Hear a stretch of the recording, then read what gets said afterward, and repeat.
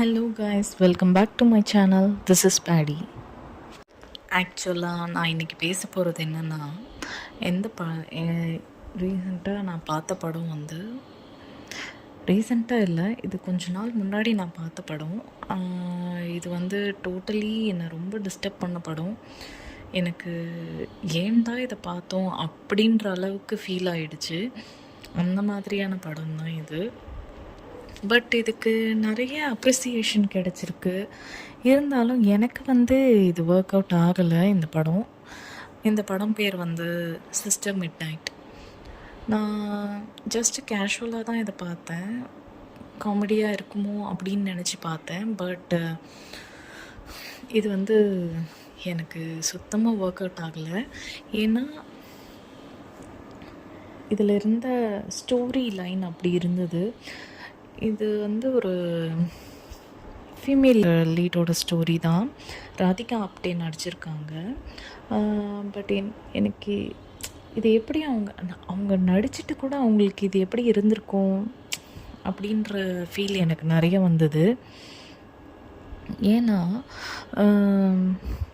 ஒரு மாதிரி ட்ராமா மாதிரி இருந்தது எனக்கு. இது ஒரு 1 வீக் வந்து நான் வந்து ஏன் இதை பார்த்தோம் அப்படின்ற மாதிரி ஃபீல்லையே இருந்தது. இது வந்து யாரையும் ஹர்ட் பண்ணுற நோக்கத்தில் நான் இதை பேசலை. ஜஸ்ட் எனக்கு இது அப்படி ஃபீல் ஆச்சு. பிகாஸ் இந்த ஸ்டோரி வந்து ஒரு பொண்ணு லோன்லினஸால் எவ்வளோ பாதிக்கப்படுறா மன ரீதியாக அப்படின்றத காமிக்கிறது தான். பட் இதை வந்து ரொம்ப ராவாக காமிச்சிருக்காங்க. ஸ்டோரி என்னென்னா, எப்படி ஆரம்பிக்குதுன்னா, ஒரு பொண்ணு கல்யாணம் பண்ணிக்கிட்டு ஒரு ஊருக்கு வராங்க, இன்னொரு ஊருக்கு. கிளம்ஸியாக இருக்குது ஏரியாலாம். அண்டு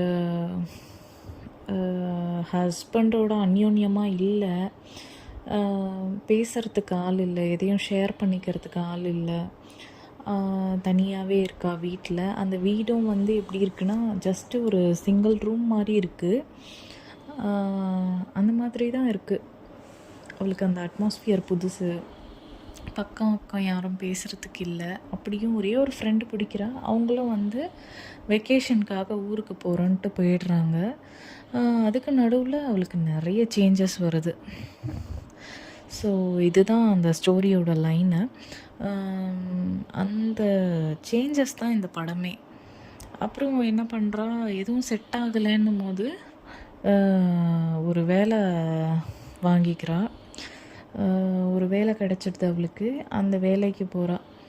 அவள் படித்தவெல்லாம் கிடையாது.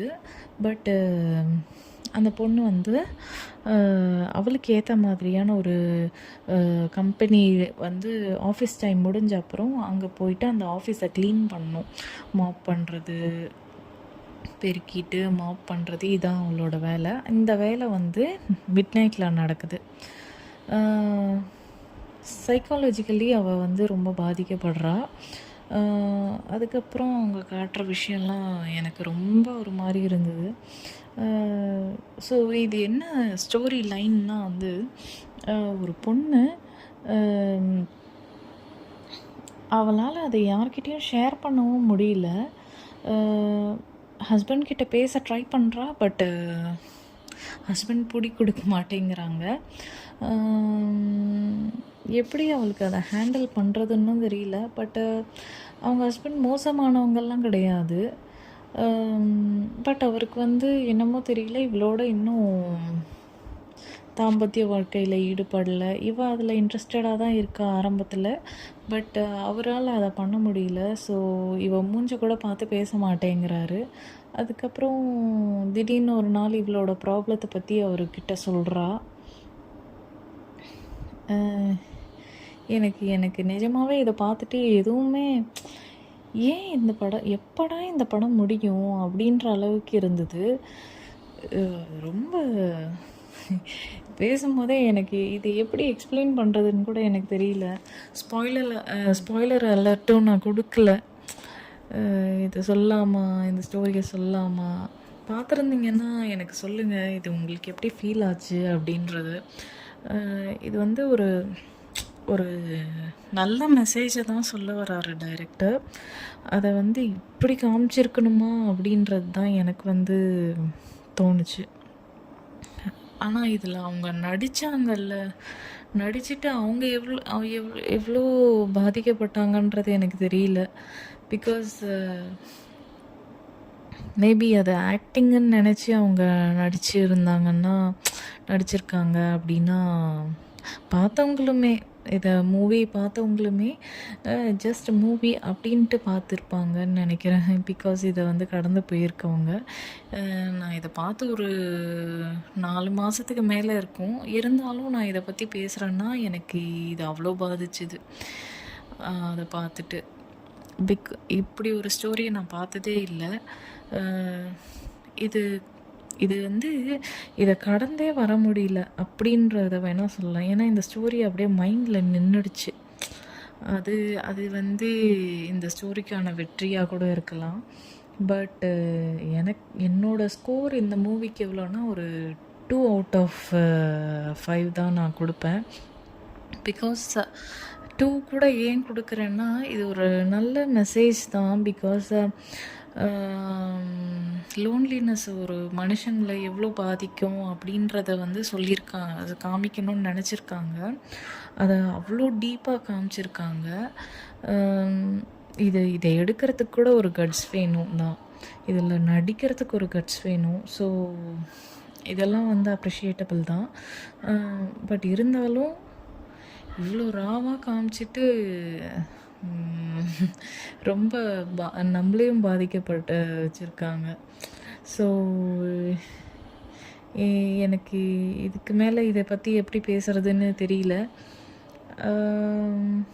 பட்டு இந்த படம் பார்த்துருந்தீங்கன்னா தயவுசெய்து கமெண்ட்டில் சொல்லுங்கள். சிஸ்டர் மிட்நைட் உங்களுக்கு பிடிச்சிருந்ததா? இதில் உங்களுக்கு என்ன மெசேஜ் கிடைச்சிது? இதெல்லாம் எனக்கு ஷேர் பண்ணிங்கன்னா கொஞ்சம் நல்லாயிருக்கும்.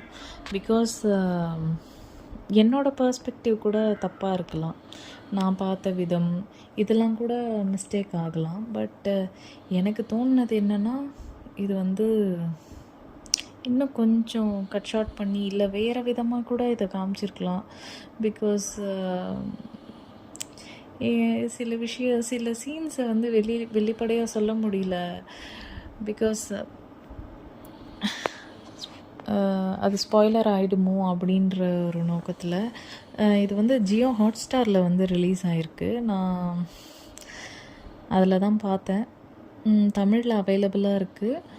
பாருங்கள். இல்லை பாருங்கன்னு நான் சொல்ல மாட்டேன். இதை இந்த மாதிரி ஒரு ரிவ்யூவை கேட்டுட்டு உங்களுக்கு பார்க்கணும் அப்படின்ற இன்ட்ரெஸ்ட் வந்தால் போய் பாருங்கள். பார்க்கவே கூடாத படம் அப்படின்லாம் கூட நான் சொல்ல மாட்டேன். பிகாஸ் இது வந்து என்னோடய எக்ஸ்பீரியன்ஸ் தான். இந்த படத்தை பார்த்துட்டு மேபி உங்கள் எல்லாருக்கும் மாறலாம். இப்போ நான் சொன்ன அளவுக்குலாம் ஒன்றும் இல்லை அப்படின்ற அளவுக்கு மாறலாம். ஏன்னா 5 விரலும் ஒன்று கிடையாதுல்ல. ஆளாளுக்கு ஒவ்வொரு கைண்ட் ஆஃப் தாட்ஸ் இருக்கலாம். ஒரு மெசேஜை புரிஞ்சிக்கிற தன்மை இருக்கலாம். இது சிலருக்கு பாசிட்டிவாகவும் தோணலாம். இதில் என்ன இருக்குது அப்படின்ற விஷயமும் தோணலாம். ஸோ பாருங்கள். பார்த்துட்டு எனக்கு தயவுசெய்து கமெண்ட்டில் சொல்லுங்கள். என்னோடய ரிவ்யூ தப்பாக இருந்தால் அதையும் சொல்லுங்கள். இந்த வீடியோ உங்களுக்கு பிடிச்சிருந்தா லைக் பண்ணுங்கள். என்னோடய எக்ஸ்பீரியன்ஸ் நான் இதை வந்து புலம்பிருக்கேன்னு தான் நினைக்கிறேன்.